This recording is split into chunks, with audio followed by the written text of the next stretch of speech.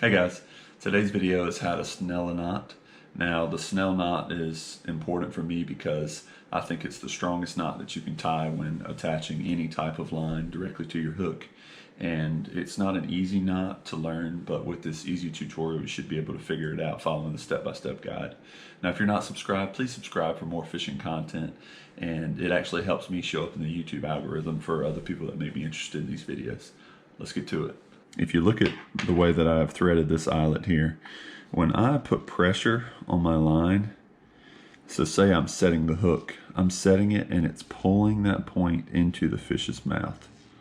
Now, a big misconception is people will thread their eyelet, now this is the wrong way, from the bottom of the hook. Now think about it this way, I'm pulling, when I set that hook, I'm actually not setting it into the fish's mouth.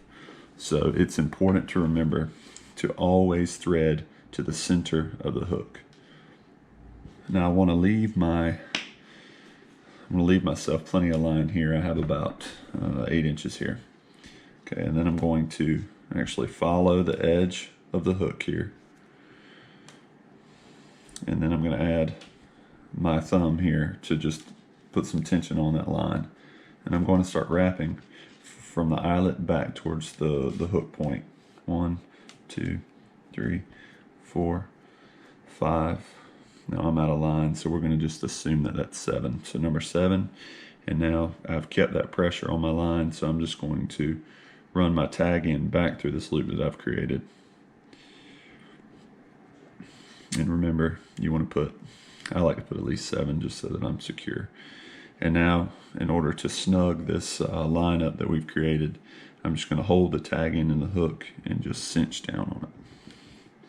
So now we have a snelled hook. Now, I know it doesn't look like it should on a line, but you have to remember that this paracord is a lot thicker, and it is not designed to look like fishing line.